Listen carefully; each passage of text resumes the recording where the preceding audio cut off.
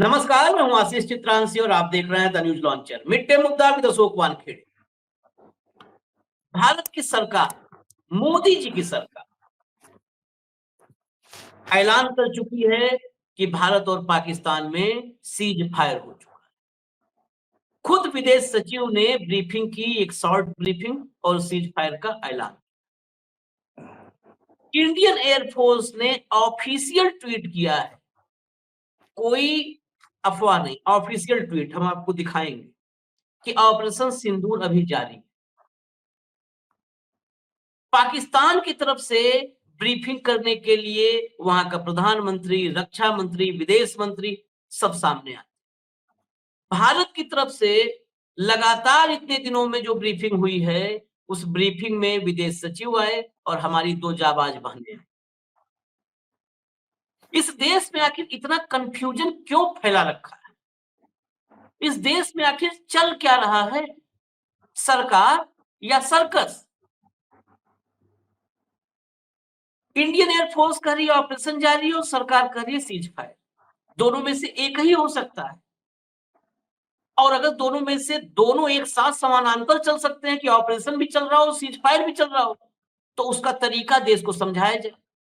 देश के तमाम जो सैन्य के अफसर हैं पूर्व, वो भी चुपचाप खुश होकर घर बैठ जाएंगे। बड़ी नाराजगी है, उनके मन में बहुत सारे सवाल हैं और इन्हीं सवालों के साथ हम भावुक को जोड़ रहे हैं। जरा उनसे इन सवालों का समाधान करवाने की कोशिश करें।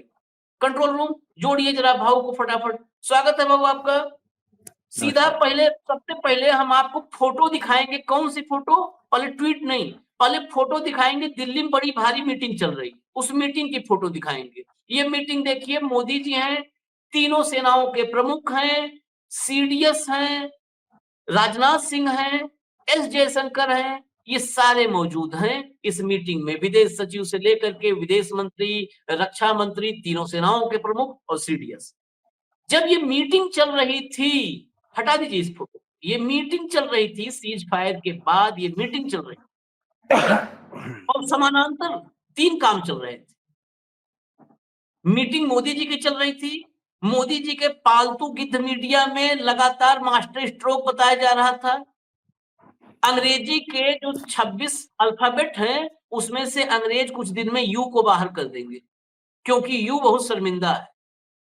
उसे भी नहीं पता था कि इतना ज्यादा यू हो सकता है कोई। यू को नहीं पता था कि यू कितना हो सकता है कोई। ये सवेरे खाने कहते हैं मास्टर स्ट्रोक, और दोपहर में उपवास को मास्टर स्ट्रोक कहते हैं। अरे भैया, या तो खाना ठूसना होगा मास्टर स्ट्रोक, या उपवास, ये एक ही घंटा बाद।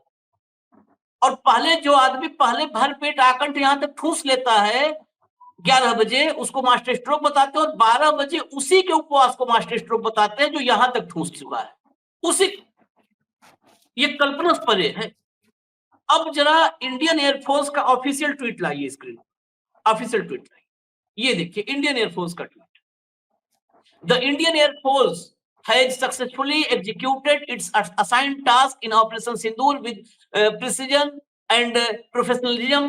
Operations were conducted in a deliberated and discreet manner, aligned with national objectives. Since the operations are still ongoing, अब देखिए ये line, since the operations are still ongoing, a detailed briefing will be conducted in due course. The IAF urges all to refrain from speculations and dissemination of unverified information. Ongoing operation. आशीष,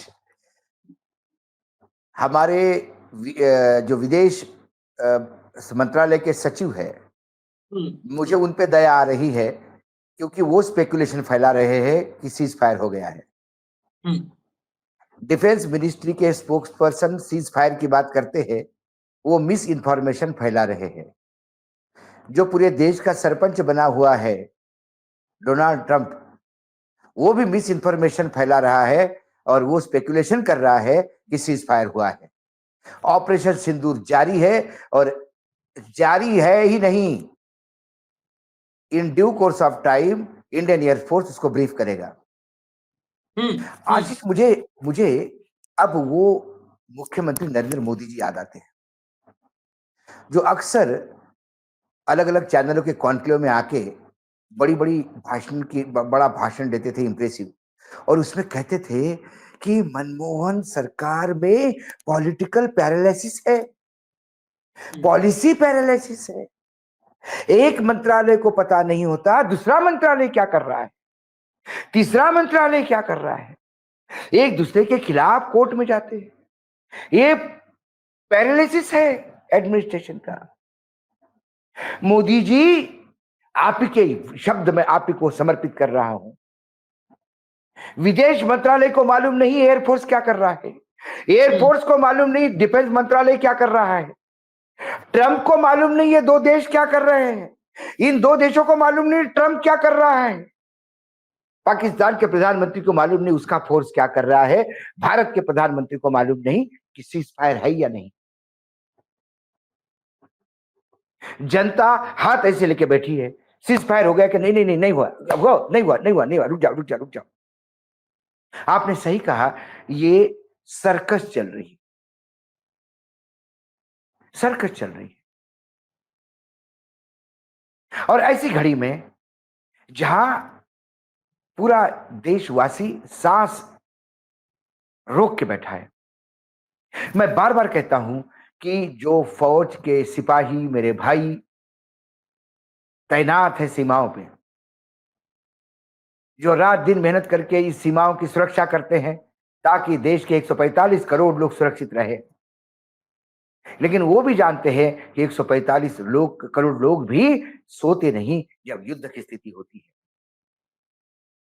क्योंकि मैं नहीं जानता पाकिस्तान के कितने मरे, मुझे कोई लेना देना नहीं है कि चाइना में कितने लोग मरते हैं। मेरे यहां एक भी तिरंगे में लपटा हुआ कोई आता है तो पूरा देश हिल जाता है, क्योंकि मेरा यहाँ एक एक इंसान की कीमत है, क्योंकि बंधुत्व ये मेरा सामाजिक एक ऐसा एक हार है जिसमें सब पिरोए गए हैं हम, सामाजिकता, समरसता। इसलिए पंजाब में भी 4 डेड बॉडीज आती है तो बंगाल में खाना नहीं खाया जाता। जब देखते हैं टेलीविजन पे या जब अखबार में पढ़ते हैं कि 4 जवान शहीद हो गए, 2 मिनट के लिए सन्न हो जाता है। तो आज मेरा देश जानना चाहता है कि सीज फायर हुआ या नहीं हुआ, हुआ तो किस कंडीशन पे हुआ, और यदि हुआ तो फिर ये ऑपरेशन सिंदूर क्या है। सीज फायर युद्ध का नहीं था, ऑपरेशन सिंदूर ही कंटिन्यू था ना। ऑपरेशन सिंदूर ने सबसे पहले उनके आतंकी ठिकानों को ध्वस्त किया, उसके बाद राजनाथ सिंह का बयान आया कि ऑपरेशन सिंदूर कंटिन्यू रहेगा जब तक आतंकियों का ठिकाना ध्वस्त नहीं हो, सारे आतंकी मारे नहीं जाते। सारा देश सरकार के साथ हुआ, सारा विपक्ष का सरकार के साथ हुआ, और जब अच्छे विनिंग पोजीशन पे थे, ये मैं नहीं कह रहा हूं, लोग कहेंगे बैठता है एयर कंडीशन स्टूडियो में वहां से ज्ञान देता है, उसे क्या मालूम फौज में क्या चल रहा है। लेकिन मेरे फौज के सेनापति, मेरे देश के सेनापति, पूर्व सेनापति, और ज्यादा पुराने नहीं, अभी अभी के सेनापति नरवणे साहब है उनमें, जब वो कहते हैं कि सीज फायर एक अच्छी डिसीजन हो सकती है, लेकिन जब हम विनिंग पोजीशन में हैं, जब हम एडवांटेजेस पोजीशन में थे, तो ये सीज फायर क्यों, ऐसा बार बार हम सीज फायर, ऐसा मौका फिर कभी नहीं आएगा। ये तीसरी बार है हमने मौका छोड़ दिया। 2 बार यदि कांग्रेस सरकार को लताड़ा जाता है मौका तोड़ने के लिए, तो उस लाइन में अब नरेंद्र मोदी सरकार को भी लोग खड़े करेंगे। जो 26 जाने गई है पहलगाम में, उनके विवाहों को पूछो, उनके परिवार को पूछो क्या चाहते हैं। मैं बार बार कह रहा था इस सांप को छोड़ना गलत होगा, ये सांप डसना नहीं छोड़ेगा। हमने पहलगाम के बाद 100 से ज्यादा आतंकी मारे, उसके बाद भी 6 आतंकी घुसते हुए फिर शॉट डेड करने पड़े, फिर मारना पड़ा उनको। ये 6 आतंकी आते कहां से हैं, फिर पाकिस्तान के बॉर्डर से आए। ये आतंकी नहीं हो गए, रावण के सर हो गए, एक छाटो तो दूसरा खड़ा हो जाता है। इसलिए रावण के नाभि का छेद लेना जरूरी है। जब तक रावण नहीं गिरेगा तब तक ये सर उगते रहेंगे। ये हमारे सेनाध्यक्ष कहते हैं कि ये कब तक चूहे बिल्ली का खेल चलता रहेगा। हम सीज फायर करेंगे, कुछ दिनों के बाद फिर वो हमला करेंगे, फिर हम करेंगे, फिर सीज फायर होगा। नुकसान तो भारत का है ना। आपके सीज फायर से 26 परिवार जहां जिन्होंने अपनी जानें खोई है वो तो नहीं ना, 16 लोग सिविलियन जो मारे गए लाइन ऑफ कंट्रोल के पास, जो हमारे गांव थे वहां के, कई लोगों के परिवार ध्वस्त हो गए, घर ध्वस्त हो गए, गुरुद्वारे ध्वस्त हो गए। उनको इस सीज फायर से क्या मिला? कभी उनको भी तो पूछो वो क्या चाहते हैं। आधे आधे घंटे बाद अपने कुर्ते और जैकेट बदलने वाला आदमी सीज फायर का महत्व क्या समझेगा और शहादत का महत्व क्या समझेगा? जिसने अपना सब कुछ खोया, घर खोया, उसको क्या समझेगा? आप तो यहां तो 5 एकड़ के घर में रहते हैं जहां लाखों करोड़ों रुपए रोज खर्चा होते हैं सिक्योरिटी पे। जिसने अपने जिंदगी भर की कमाई से घर बनाया और वो घर तोड़ दिया जाता है, टूट जाता है शेलिंग में, उसको पूछो उसने क्या खोया। आपके पास खोने के लिए क्या है? ये 5 एकड़ का घर आपका थोड़ी है। पूर्व प्राइम मिनिस्टर बन के आप किसी नए बंगले में चले जाएंगे। ये तो देश आपको अब झेलेगा आजीवन जब तक आप है। और आप तो अविनाशी है, पता नहीं 500-600 साल मेरे पोतों के पोतों के पोतों को झेलना पड़ेगा आपको, यदि आपकी बात मैं मानूं तो। क्योंकि हमारी तो सबकी मृत्यु तय है, जन्म लिया है तो मृत्यु भी होगा। आपने तो जन्म लिया नहीं, आप तो अविनाशी है, आप तो सीधा ऊपर चाहे। तो कम से कम एयरफोर्स, नेवी और आर्मी में तो कोऑर्डिनेशन करिए, वहां तो तय करिए कि सीज फायर हुआ कि नहीं हुआ। और एयरफोर्स डंके की चोट पे ऑफिशियल ट्विटर हैंडल से कहता है कि स्पेकुलेशन और डिस इंफॉर्मेशन से दूर रहिएगा। इसका मतलब कौन फैला रहा है स्पेकुलेशन? न्यूज चैनल फैला रहे हैं सीज फायर मास्टर स्ट्रोक कह के। कौन फैला रहा है स्पेकुलेशन? सवाल वो है। तो आपके पैर में पैर नहीं, आपको ये पता नहीं कि दायां हाथ क्या कर रहा है बाएं हाथ को। और देश युद्ध की स्थिति में है, अभी भी है। कल हम सीज फायर के लिए लाइव प्रोग्राम कर रहे थे, फिर इसके बाद सीज फायर उल्लंघन का लाइव प्रोग्राम कर रहे थे आधे घंटे बाद। हम ही अपने आप का मजाक उड़ा रहे थे। मैं किसको, हमने पहले दिन से कहा आशीष, जब युद्ध की स्थिति हो गई हम कोई ट्रंप को, कुछ किसी को नहीं मानेंगे। हमें कोई लेना देना नहीं पाकिस्तान के प्राइम मिनिस्टर को, ट्रंप को, चाइना को, इस वेबसाइट से और उस वेबसाइट से। मुझे विश्वास है मेरे डिफेंस मंत्रालय पे, मुझे विश्वास है मेरे विदेश मंत्रालय पे, मुझे विश्वास है मेरे सरकार पे, मुझे विश्वास है नरेंद्र मोदी पे। वो आके कहेंगे तो वही मानूंगा मैं। और न्यूज लॉन्चर लगातार वही युद्ध की रिपोर्ट देता रहा जो हमारे डिफेंस मिनिस्ट्री हमको बताती रही। हमने नहीं लाहौर पे कब्जा दिखाया, हमने नहीं इस्लामाबाद पे कब्जा दिखाया। तो सीज फायर भी हमने तभी दिखाया जब मेरे विदेश सचिव आके बोलते हैं। सीज फायर भी हमने तभी दिखाया जब मेरे विदेश डिफेंस मिनिस्ट्री के स्पोक्सपर्सन आके बोलते हैं। और फिर हम सवाल उठाते हैं कि सीज फायर की पहली घोषणा ट्रंप कैसा कर सकता है? भाई, हु इज ही?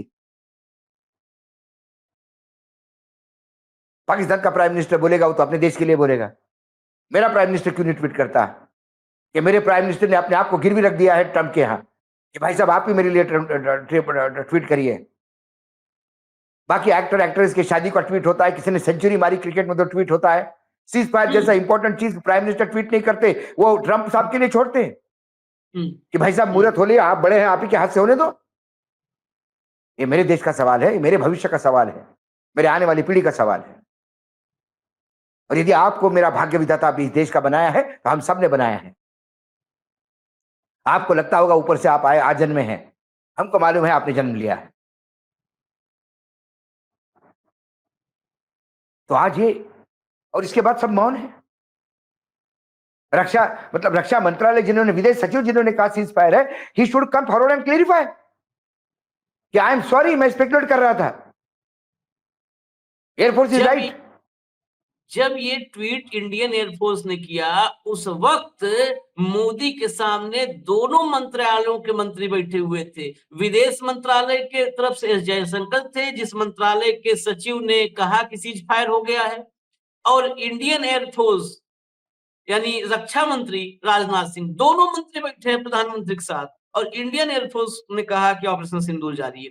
अब ये भी अगर मान लिया कोई ऐसा सीज फायर होता हो कि सीज फायर है और ऑपरेशन जारी है, तो वो भी बताना चाहिए, वो भी कि ये ऐसा ऐसा है, इसका ऐसा सिस्टम है, ऐसे होगा ना। मैं उसको भी मानता हूं, operation Sindoor continues, there is a ceasefire. लेकिन वो लाइन किस लिए? कि स्पेकुलेशन और डिसइंफॉर्मेशन से दूर रहिए।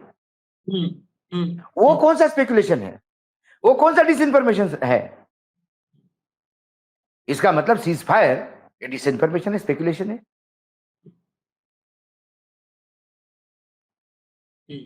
और यदि डिफेंस मिनिस्ट्री ने और विदेश मंत्रालय ने आके ब्रीफ किया है तो एयरफोर्स अलग से क्या ब्रीफ करेगा? हमारे यहां सीडीएस क्या कर रहे हैं? सीडीएस की नियुक्ति क्यों हो गई थी? तीनों फोर्स को कोऑर्डिनेट करने के लिए। कोऑर्डिनेट कर देती, हाँ। तो कोऑर्डिनेशन खत्म हो गया। जब कोऑर्डिनेशन नहीं तो सीडीएस क्या कर रहे हैं वहां पे? सवाल है ये। सीडीएस ने आगे आके कहना चाहिए, या नेवी नेवी का ब्रीफिंग करे, एयरफोर्स का ब्रीफिंग करे, आर्मी आर्मी का ब्रीफिंग करे। एयरफोर्स कहता है कि भाई सीज फायर नहीं हुआ, आर्मी कहेगी सीज फायर नहीं हुआ, नेवी कहेगी वार हुआ क्या है हमको पता ही नहीं, जरा बता देना कब शुरू हुआ। तीनों अलग अलग ब्रीफिंग करे देश को। अरे जब कंफ्यूजन फैलाना है तो रायता ही फैला दो ना पूरा। और सबसे विचित्र स्थिति भाऊ, दूसरी तरफ यहाँ भी चर्चा जरूरी है ना। गोदी मीडिया जो है और अंधभक्त, इनके लिए तो, और जो सर्कस में, अब सर्कस में इनको बंदर कहें या जोकर कहें, जो भी हैं, इन्हें पता नहीं है एक एक घंटे पे ये असली तो इनके लिए संकट है कि किसको मास्टर स्ट्रोक बताएं। अब इंडियन एयरफोर्स का मास्टर स्ट्रोक है या मोदी का मास्टर स्ट्रोक है? किसका मास्टर स्ट्रोक? देखो आशीष जी, उन्होंने एक डब्बे पे लिख दिया है काजू। अंदर मूंगफली डालो तो भी काजू है, चने भी डालो तो काजू है, बादाम भी डालो तो काजू है, डब्बे में काजू है। गोबर डालो तो भी काजू है। हाँ बस बस, गोबर डालो तो भी काजू है। अब क्या है, ऊपर मास्टर स्ट्रोक लिख दिया है। मोदी जी का मास्टर स्ट्रोक, सीज फायर हो गया, सीज फायर उल्लंघन हो गया। मोदी जी का मास्टर स्ट्रोक, उल्लंघन हो गया। नहीं, बहुत कंफ्यूजन हो गया। यही मास्टर स्ट्रोक, कंफ्यूजन हो गया। क्योंकि मास्टर स्ट्रोक जरूरी है। ये मास्टर स्ट्रोक नहीं आशीष, अंग्रेजी समझने वाले समझेंगे, ये मस्टर स्ट्रोक है। हाँ, ये मस्टर माने रोस्टर स्ट्रोक है, सॉरी मस्टर नहीं, रोस्टर स्ट्रोक है। रोस्टर क्या होता है? एक रजिस्टर होता है जो ड्यूटी वालों की साइन होती है उस पर। ये मोदी जी के ड्यूटी पे है, ये रोस्टर स्ट्रोक है। ये सुबह आते हैं, साइन करते हैं, मोदी जी को रिपोर्ट करते कि पीएमओ को कि हम आ गए हैं। फिर जोशी जी बोलते हैं मास्टर स्ट्रोक, हाँ साहब। मोदी जी ने छींक दिया, मास्टर स्ट्रोक। मोदी जी आज कुछ बोले ही नहीं, इससे बड़ा मास्टर स्ट्रोक तो है ही नहीं। और मोदी जी बोले वो तो मास्टर स्ट्रोक होता है। आपको तो मास्टर स्ट्रोक तो ये होना है। मैंने इसीलिए कहा आपको, और आपने सही कहा, मैंने तो बहुत ही शालीनता से कहा कि काजू के डब्बे में मूंगफली, चना। आपने कहा अरे छोड़ो मूंगफली और चना, तो गोबर को भी मास्टर स्ट्रोक कहते हैं। और वर्तमान में पिछले 8-10 दिन से उस डब्बे में गोबर ही भरा जा रहा है। हाँ, मास्टर स्ट्रोक के नाम पे। तो कोई इस्लामाबाद जा रहा है, कोई कराची जा रहा है, कोई इस्तीफा दिलवा रहा है, कोई आर्मी चीफ को भगवा रहा है। मैं एक खबर का उदाहरण बताऊंगा भाऊ, फाइनल जो है इस एंड की तरफ जाते हुए। कल जब सीज फायर हुआ तो लगातार उसके बारे में, क्योंकि हमने आपने शो किया था, तो ये था कि कहीं हो सकता है कहीं से कोई ब्रीफिंग आए कि सीज फायर में ये शर्तें हैं। लगातार देख रहे थे। आशीष जी 1 मिनट टोकता हूँ। पूरे प्रोग्राम में मैं आपको बता रहा था कि आप इंतजार मत कीजिए, कुछ आएगा नहीं। हाँ हाँ, कुछ वो तो क्योंकि जो हुआ मैं जानता था क्या हुआ। हर जगह आपको खड़ा होना जरूरी नहीं है। चावल पकने के लिए पूरा चावल दबा के देखना नहीं पड़ता। चावल के एक दाने से गृहिणी समझ जाती है कि चावल पक गया है। 2014 से लेकर मैं इस सरकार को बताते आ रहा हूं, देखते आ रहा हूं। सिर्फ ट्रंप ने कहा होगा सीज फायर ने ओके कर दिया, इनने पूछा भी नहीं क्यों, किस लिए, कब, क्या। ट्रंप ने अपने आप को महिमा मंडित करने के लिए कहा कि रात भर में बात करता रहा, विश्व को बताना ना उसको। भाई ट्रंप तो परेशान इसलिए था कि F-16 गिर रहे थे बार बार। यदि F-16 गिरते हुए दिखाई देंगे, F-16 का कुछ जलवा नहीं दिखेगा, तो इसका माल खरीदेगा कौन? उसको F-16 की पड़ी हुई थी। मेरे वरिष्ठ एक पत्रकार संपादक है, बहुत बड़ा नाम है, उन्होंने मुझे पूछा तुम दिल्ली में बैठे हो, मुझे जरा तुम सही खबर बता सकते हो? ये 6 राइफल गिरे, 5 राइफल गिरे करने की बात न्यूयॉर्क टाइम्स लिखता है, क्या है? मैंने बोला सर न्यूयॉर्क टाइम्स किसका है? बोले अमेरिका का है। मैंने साहब उसको F-16 बेचना है, वो राइफल को कैसा कर सकता है?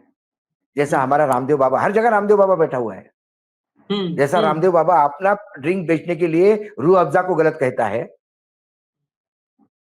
वैसा वो राइफल को कमजोर दिखाएंगे क्योंकि उनको F-16 बेचने हैं। ये तो मेरे देश को पता है ना मेरे राइफल्स क्या है, क्योंकि हमने कूड़ा उठा के नहीं लाया। राइफल का सौदा यूपीए ने किया था, याद रखिएगा आप इस बात को। हाँ हाँ, राइफल का सौदा यूपीए ने किया था, उसका एग्जीक्यूशन मोदी जी ने किया था, वो जो कई गुना ज्यादा कीमत दे के लाए थे। एग्जीक्यूशन में भी सत्यानाश किया था। आप उसमें सत्यानाश किया। जो था वो टेक्नोलॉजी ट्रांसफर था, 120 या 128 का था और टेक्नोलॉजी ट्रांसफर था। उसको गए आनंद फानन में 36 करके टेक्नोलॉजी ट्रांसफर सब धरा रह गया कर दिया। और और अनिल अंबानी ने इनके जर्मन विजिट में क्या दे दिया पता नहीं, अनिल अंबानी को ऑफसेट कर दिया जिसने कभी खिलौने का प्लेन नहीं बनाया था। ठीक है, ऑफसेट पार्टनर बना दिया। और जिस एचएएल पे इतराते हैं वो एचएएल उन्होंने उससे लिस्ट में से निकाल दिया। ये प्रधानमंत्री बताए क्यों किया। उसके बाद में अमेरिका गए तो और कूड़ा खरीदने के प्रॉमिस करके आए। जो कूड़ा है ये मैं नहीं कहता, एलन मस्क कहते हैं। हाँ, जो सरकार के साथ खड़े होकर आज सरकार चला रहे हैं वो कहते हैं कि ये प्लेन तो कूड़ा है, ये मरवाने वाला प्लेन है, ये तो अपने पायलटों को मरवाएगा, इसको क्यों एयरफोर्स में लाए हो। तो वो सारा कूड़ा कचरा माल अपने को बेचने के लिए और ये खरीदने का प्रॉमिस करके आए। ये देश हित की बात करेंगे। सवाल ये है कि अमेरिका क्या कहता है अमेरिका जाने, चाइना क्या कहता है मुझे कोई लेना देना नहीं। European union, G7, 8-7, 5B, 8C कोई नहीं चाहिए। मेरी युद्ध के समय मेरी भारत सरकार क्या कहती है ये मेरे लिए महत्वपूर्ण है। लेकिन अब मेरी भारत सरकार क्या कहती है मैं किसको मानूं? विदेश सचिव को मानूं, डिफेंस मिनिस्ट्री को, रक्षा मंत्रालय को मानूं, कि रक्षा मंत्रालय के अधीन काम करने वाले एयरफोर्स को मानूं? किसको माने? नहीं, किसी को नहीं। जो गोदी मीडिया के, हम तो फिर भी निवेदन करेंगे भैया अभी भी दूरी बना लीजिए। आप लोग मत देखिए टीवी, फिल्म देख लीजिए, गाना सुन लीजिए, तनाव की स्थिति में भी गाना सुन लीजिए, मत नहीं देखिए। ऐसा मत। एग्जाम्पल दे दूं, मैं एक बात मुझे बताने दो, एक बात मुझे हाँ। बताने दो। मैं पूना में था, मेरा एक कल का प्रोग्राम था। तो प्रोग्राम के बेसिक खत्म हो गया, मैं एयरपोर्ट के लिए निकला तो साथ में मेरे मौसी का लड़का साथ में था, मुझे छोड़ने आ रहा था। उन्होंने कहा, उसने मुझे जैसे मैं गाड़ी में बैठ गया लोगों के बीच में से छुट के, तुरंत उन्होंने कहा कि सीज फायर हो गया। मैंने बोला ये फेक न्यूज होगी। इतने में आपका फोन आया मुझे, सीज फायर हो गया। और फिर रास्ते में एक जगह हम रुक के, उसने कहा कि मेरे जानकार का घर है और फिर वहीं से हम लाइव हुए आपके साथ, है ना, सीज फायर के लिए। वो गाड़ी में से बता रहे थे, आपको देखा होगा, गाड़ी से वेट कर रहा था। तो उसने मुझे कहा कि सीज फायर होने से एक थोड़ा सा नुकसान हो गया। तो मैंने उसको देखा, मैंने तो पूना में, तेरा क्या नुकसान हो गया? बोला अरे रोज रात को हमको एंटरटेनमेंट होता था, बहुत खूब हंस हंस के लोटपोट होते थे हम। मतलब क्या हुआ? उसने कहा कि ये कोई चैनल का जम्मू का रिपोर्टर था। बोले हाँ। बोला भाऊ, वो ऐसा बाइक लेके ऐसा करके, धीरे देखो ऊपर से जा रहा है, मिसाइल जा रहा है, देखिए देखिए, मिसाइल आ रहा है, चुप रहिए आवाज नहीं करिए, मिसाइल जा रहा है। सबसे तेज वाले चैनल का, सबसे तेज वाले चैनल के। तो बोला पूरा परिवार, मेरे बच्चे वगैरह वो आते थे, बोले बच्चे बोले पापा पापा देखो जोकर आ गया, जोकर आ गया। पूरा पत्रकारिता का जोकर हो गया। बोले भाऊ, हंस हंस के लोटपोट हो रहे थे हम। जैसा वो एक्टिंग कर करके बता रहा था कि जैसा कुछ ये जोर से बोलेगा तो मिसाइल भी सुना देगा और मिसाइल इधर से डाइवर्ट होकर इसको मारेगा। उतना ही बोले नहीं, ये नौटंकी, बोले ये तो एंटरटेनमेंट हमारे लिए बहुत अच्छा चल रहा था, हम खूब हंसते थे, हंस हंस के लोटपोट होते थे। बोला वो एंटरटेनमेंट ही खत्म हो गया, सीज फायर हो गया, तो बताओ। उतना नहीं, जो बहुत बड़ी एंकरानी है, हाँ, जो है अंजना जी, वो उसी वीडियो करे, लाइट लाइट लाइट कम करिए, लाइट अपना कम कर लीजिए दिखेगा, तो कह रहा लाइट कैमरा में से लाइट थोड़ा कम कर दो दिखेगा। तो ये हालत थी, वो ड्रामे कम चले। मैं एक्सप्रेस की बात कर रहा था, जिसके अंग्रेजी अखबार का, इंडियन एक्सप्रेस का हम लोग बहुत सम्मान करते हैं। अक्सर अगर खबरों का बिल्कुल, रेफरेंस लेना होता है तो वहां से लेते हैं। हम लेकिन ये वहां से लेते हिंदी हैं। हिंदी पट्टी में आकर के क्यों कई लोग उसके लिए कुछ बार शब्द गलत इस्तेमाल करते हैं? हिंदी पट्टी, मैं ये सवाल आखिर में आपसे लेकर के, हम अपने हिंदी भाषी मूल में तो अंग्रेजी पढ़ता हूँ तो लोग मजाक भी उड़ाते हैं कि अंग्रेजी नहीं पढ़ा करो भैया, ऐसा ऐसा प्रोनाउंसिएशन करते हो। तो विशुद्ध हिंदी भाषी हूँ, हिंदी पट्टी का आदमी हूँ। क्यों हम ही को टारगेट किया जाता है? क्यों हम ही को मूर्ख और बुद्धिहीन समझा जाता है? वो एक्सप्रेस ग्रुप जिसका अंग्रेजी अखबार भारत में सबसे ज्यादा प्रतिष्ठित है, हम भी उसका रेफरेंस लेते हैं। उसी का हिंदी वाला जनसत्ता, कल मैंने कहा ना, सीज फायर के 20 मिनट बाद होड़ थी। अब जल्दी से मास्टर स्ट्रोक कौन लोग बताएंगे? फोटो भी शायद भेजना पड़ता होगा, देखिए हमने मास्टर स्ट्रोक लिख दिया है। तो उसने, मास्टर स्ट्रोक तो एनालिटिकल पोर्शन होता है।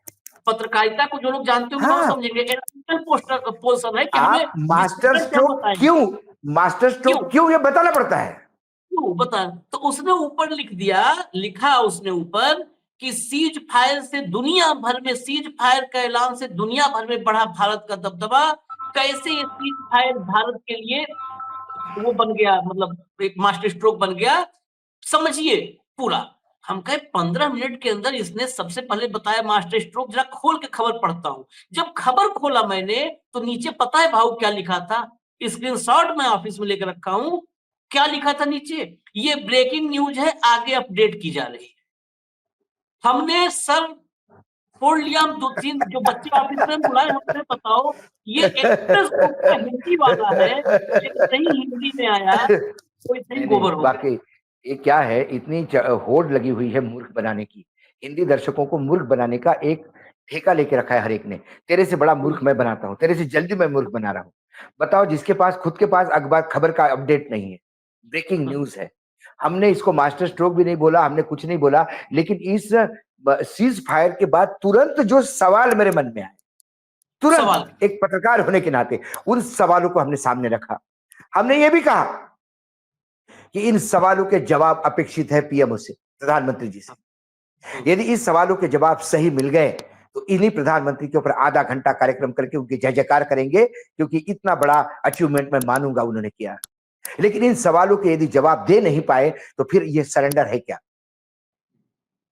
ये एक सिरा सरा छोड़ के आ गए थे हम खुला। ये आपको बताना होगा।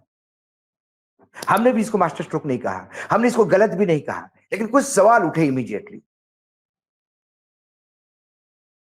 सर्वोच्च न्यायालय के निर्णय पे भी जैसे निर्णय सुनते हैं कुछ सवाल उठते हैं हमारे मन में, वो सवाल हम पोस्ट करते हैं।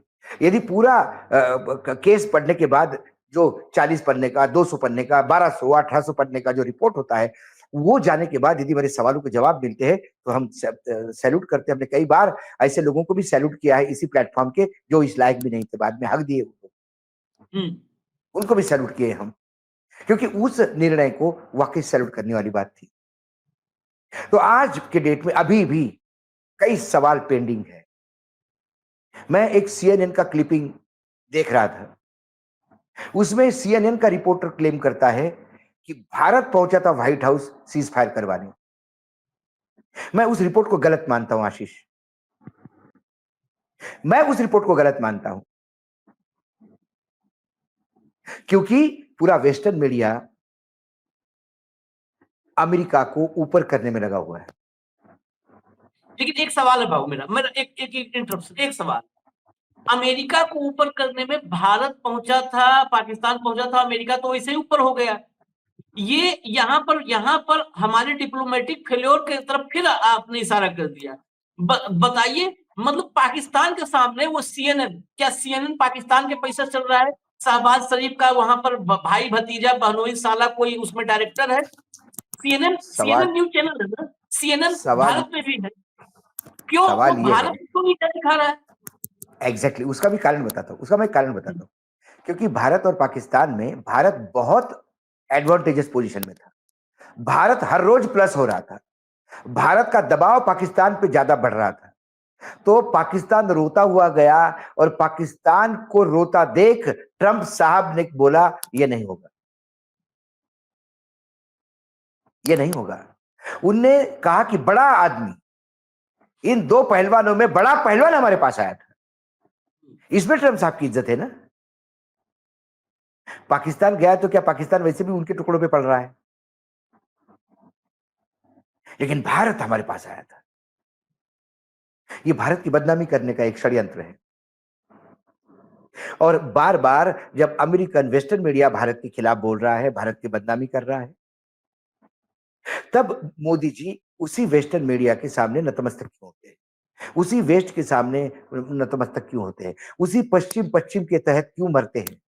क्यों हम अमेरिका को अपना बाप बनाने के लिए बड़े बिल्कुल उतावले हुए हैं? क्या जरूरत है? भारत लगातार अमेरिका को आंख दिखाते हुए जिंदा रहा है, और भारत ने लगातार युद्ध जीते हैं पाकिस्तान के साथ, भारत को, अमेरिका को आंख दिखाते। आज अमेरिका के सामने आंखें झुका के हम क्या करेंगे? सीज फायर ले लिया सर पे, हमारे बदनामी अलग ले ली। हम वेस्टर्न मीडिया को तभी क्रिटिसाइज करते जब अडानी पे हमला होता है, क्योंकि अडानी का हमला मतलब मोदी जी के पे हमला, मोदी जी पे हमला मतलब देश पे हमला। हम ये माने? जब सीएनएन की क्लिपिंग मैंने देखी तो मैंने तुरंत, मेरे मन में आया कि एक षड्यंत्र के तहत लगातार भारत को बदनाम करने की कोशिश कर, लेकिन ये कोशिश क्यों हो रही है? क्योंकि हमने बदनाम करने की जगह दी है। सीज फायर करने के पहले हम बोलते कि हम सीज फायर एक कंडीशन पे करेंगे, एक कंडीशनल सीज फायर। 12 तारीख को तय होगा कि हम सीज फायर के क्या करके कंडीशंस होंगे, और बहुत लोग मरेंगे, ऐसा कौन कह रहा है? White house. हमने सीज फायर इसलिए किया था कि बहुत ज्यादा लोग मरते, तो वो सीज फायर तुम जरा हमास और इजराइल के बीच में करवाते। वहां कुत्ते और बिल्ली मर रहे हैं क्या? वहां लाखों मर चुके हैं। वहां कौन मर रहा है? इंसानी मर रहे हैं, उसका क्या? तो कुल मिलाकर हर आदमी अपने डफली बजा रहा है, और हम हमारा नगाड़ा फुड़वा रहे हैं। ढोल फट गया हमारा, फट गया, और कितना भी फट गया। फटे हुए ढोल को भी हम मास्टर स्ट्रोक कहते हैं। हाँ, हाँ, फटे ढोल पर ये जो बैठे हुए लेकिन सब हम अपना इंडिपेंडेंट मीडिया है, हम भारत के साथ प्यार करते हैं, हम भारत की अस्मिता के लिए जीते और मरते हैं, और भारतीय फौज, मेरी फौज के लिए सर्वस्व अर्पण करने के लिए न्यूज लॉन्चर और उसकी पूरी टीम तैयार है।